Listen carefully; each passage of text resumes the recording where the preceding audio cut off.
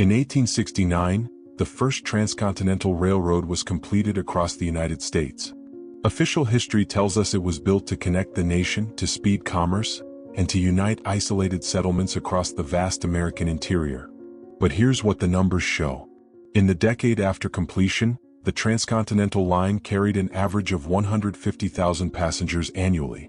The infrastructure, stations, water towers, repair yards, dual-track capacity, was engineered for over 2 million. The gap wasn't filled until 1903, 34 years later. The same pattern appears in Britain, in India, in Russia, in Australia. Railroad systems built to specifications that wouldn't be justified by traffic demand for decades. And the timing of their construction raises questions about the assumptions we carry regarding 19th century planning. This is a documentary examination of historical infrastructure. It does not claim hidden truths or make definitive conclusions. It presents publicly available records, invites observation, and leaves interpretation open. The standard explanation is economic optimism. Railroad companies, flush with investor capital and government incentives, built ambitiously. They anticipated growth. They gambled on the future. That explanation works, until you examine the engineering specifications. Take the Great Western Railway in Britain, completed in stages between 1838 and 1841. Isambard Kingdom Brunel designed it with a track gauge of 7 feet and a quarter inch, significantly wider than the standard gauge used elsewhere. The broader gauge allowed for larger, faster trains and greater cargo capacity. But in 1841, Britain's total railway passenger traffic was around 25 million journeys annually. The Great Western's capacity could handle triple that volume. It wouldn't reach full utilization until the 1870s. Brunel wasn't alone. In the United States, the Baltimore and Ohio Railroad laid tracks through the Allegheny Mountains in the 1850s. The route included tunnels, bridges, and grading work designed for freight loads that wouldn't materialize until the 1880s. Construction costs were staggering. Investors questioned the scale. Yet the work continued. In India, the East Indian Railway began construction in 1854. By 1860, it had laid over 1,200 miles of track across regions with sparse populations and minimal industrial activity. The rail infrastructure included multi-platform stations, goods yards, and repair facilities built to serve traffic volumes the region wouldn't generate for another 40 years. These weren't outliers. Between 1840 and 1870, rail networks appeared across the industrializing world with a consistency that defies simple explanations of regional ambition or isolated optimism. The engineering specs were similar. The overcapacity was similar. The timeline compression was similar. And the administrative structures that coordinated these projects appeared almost simultaneously across unconnected governments. In 1825, the Stockton and Darlington Railway opened in northern England. It was the first public railway to use steam locomotives. By 1830, rail companies had been chartered in Britain, the United States, and France. By 1840, networks were under construction on 4 continents.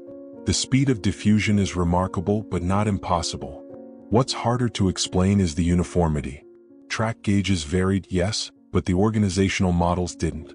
Railway companies across Britain, the US, and colonial India used nearly identical administrative hierarchies. Boards of directors, engineering divisions, operations departments, financial controllers. Job titles matched. Reporting structures matched. Even the terminology matched.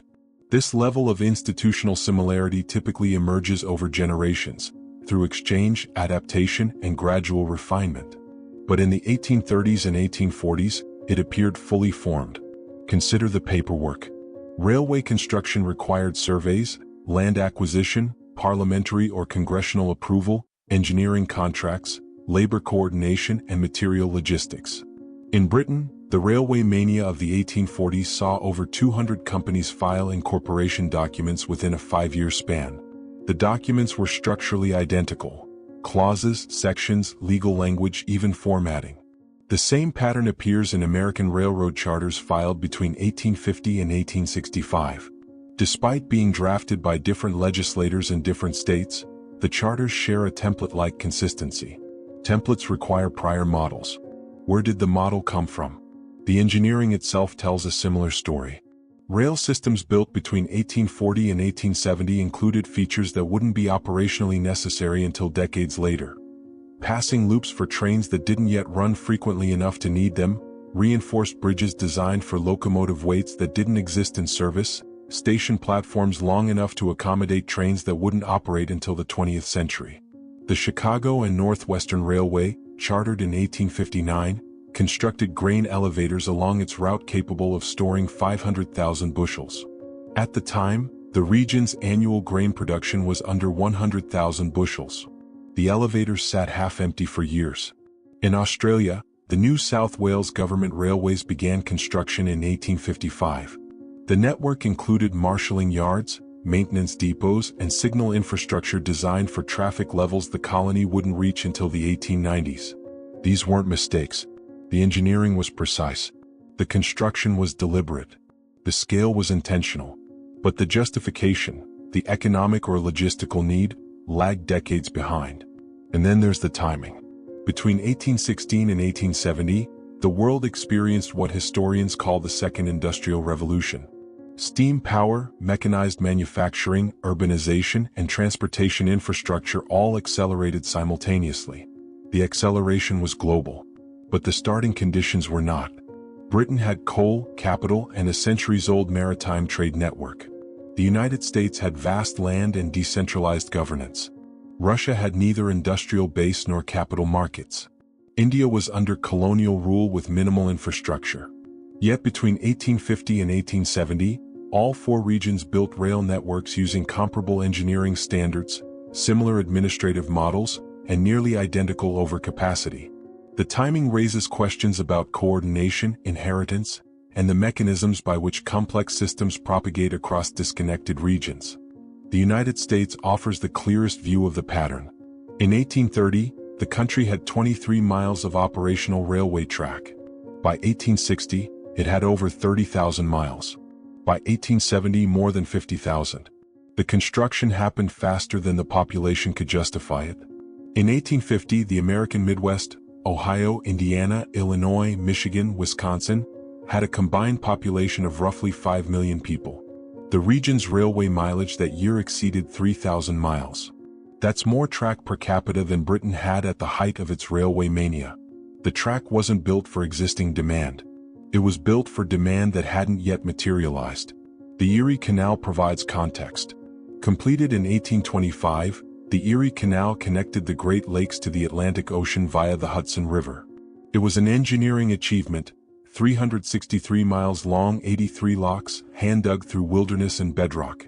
But the canal's design capacity was far greater than its initial traffic required. In its first decade of operation, the Erie Canal carried an average of 500,000 tons of freight annually. Its infrastructure, lock dimensions, basin storage, towpath width, could handle over 2 million tons. It wouldn't reach that volume until the 1850s. The same overengineering appears in the canal's administrative blueprint. Toll collection systems, maintenance schedules, traffic regulation protocols, all were in place from year one, designed for a scale of operation the canal wouldn't support for decades. Someone planned for growth that hadn't started yet. The railroads followed the same model, but with greater intensity. The Illinois Central Railroad, chartered in 1851, was granted 2.6 million acres of federal land to fund construction. The route stretched from Chicago to Mobile, Alabama, over 700 miles through regions where towns were still being platted and populations were sparse. The line opened in 1856. Passenger traffic in the first year was modest. Freight traffic was lighter still.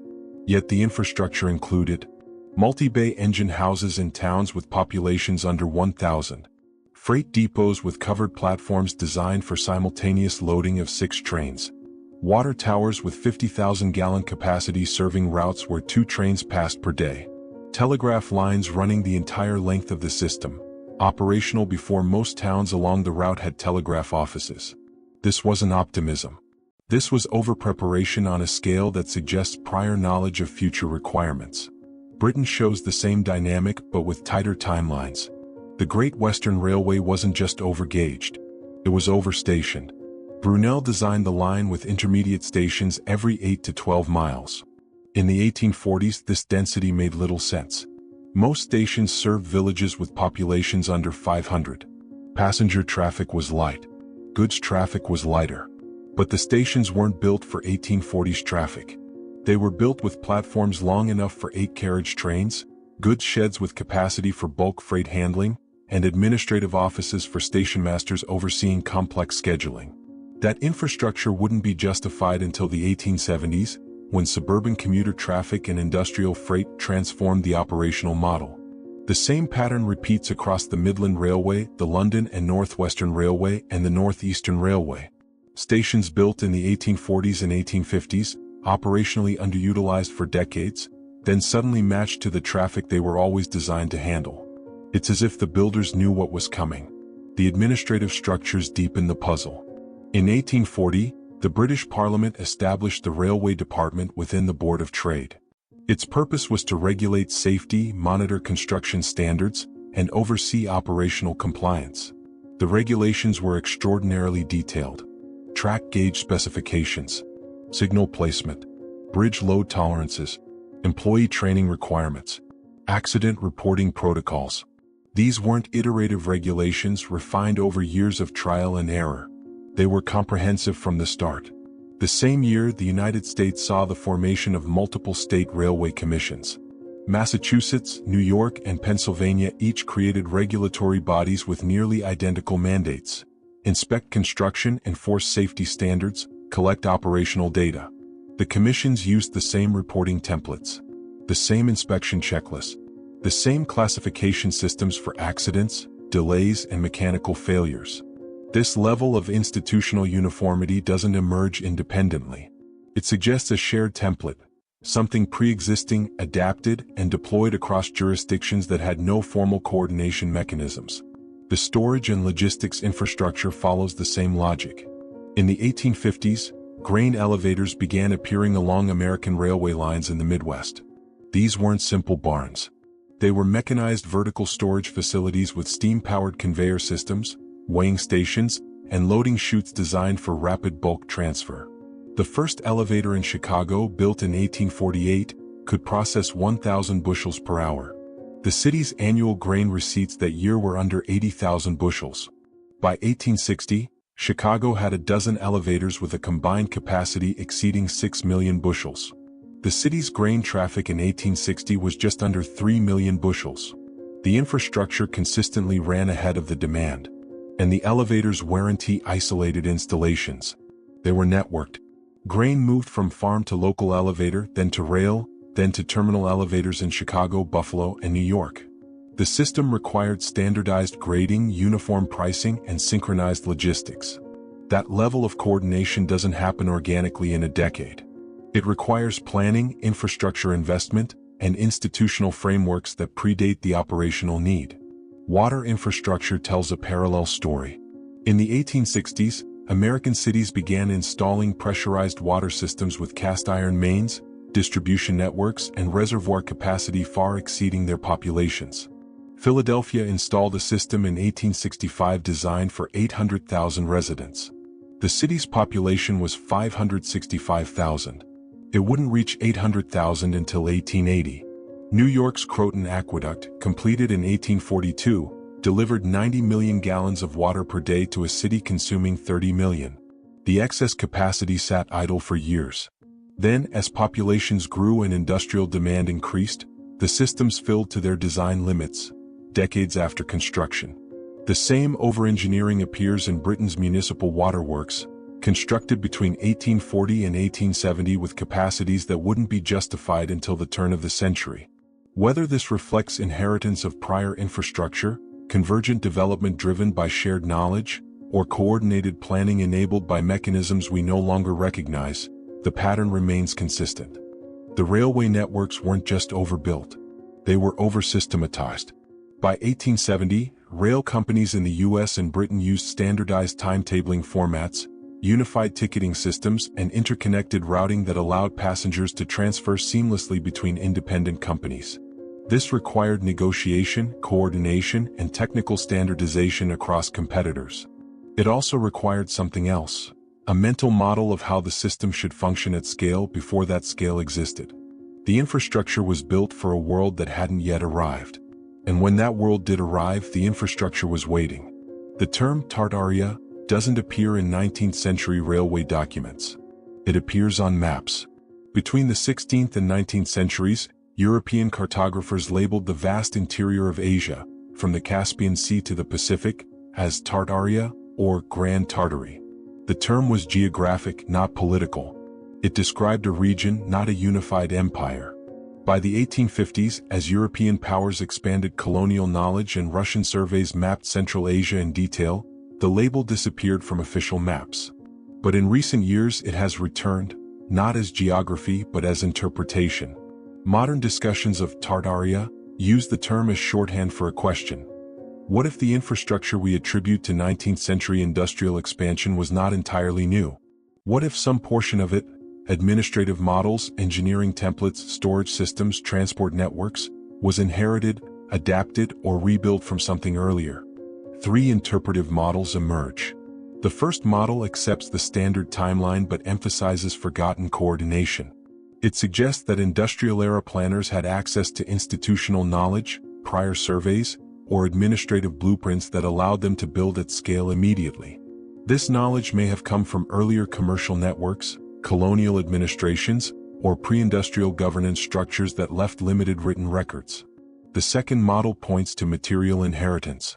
It notes that many 19th century rail lines followed older trade routes, that canal systems often reused ancient riverbeds, and that stations were sometimes built on foundations of unknown origin. This model doesn't claim a lost civilization, it claims lost context. Infrastructure that appears suddenly may have been rebuilding, not invention. The third model focuses on the timeline itself. It suggests that the density of progress between 1816 and 1870 reflects recovery, not innovation. The question it raises is, recovery from what? 1816 is the anchor point. That year, volcanic ash from Mount Tambora in Indonesia circulated globally, lowering temperatures and disrupting agriculture across Europe and North America. It's known as the year without a summer. Crop failures, famine, migration, and then, within a decade, an explosion of infrastructure. Canals, railways, telegraph lines, urbanization, administrative standardization. The timing feels compressed. Some interpret this as rapid industrialization driven by necessity. Others see it as reconstruction following a disruption we've categorized as natural disaster rather than systemic collapse. The evidence doesn't favor one interpretation over the other. It simply shows that between 1816 and 1870, the world built systems designed for a scale of operation that didn't yet exist, and those systems were ready when the demand arrived. The term Tartaria, in this context, isn't literal. It's a metaphor for the gap between what we're told and what the infrastructure implies. It's a placeholder for the possibility that our understanding of the 19th century may be incomplete, not because of deception, but because institutional memory, administrative records, and engineering knowledge don't always survive in forms we recognize as history. When rail networks appear with identical administrative structures across continents within a decade, when grain elevators are built for harvests that won't exist for 30 years, when water systems serve populations decades away, the question isn't whether this happened. The question is, how? The evidence invites examination. The overcapacity is documented. The timeline compression is measurable. The administrative uniformity is verifiable. What remains open is interpretation. Some see ambition. Others see inheritance. Some see coordinated planning enabled by mechanisms no longer transparent to us. The infrastructure doesn't answer the question. It simply stands, engineered for volumes that took generations to reach, built with precision that suggests prior knowledge, and organized with systems that appeared too complete too quickly. Whether that reflects the extraordinary foresight of 19th century planners, the adaptation of older networks, or something we haven't yet framed correctly, the pattern persists. The railways were ready before the world was. And when the world arrived, the tracks were already laid.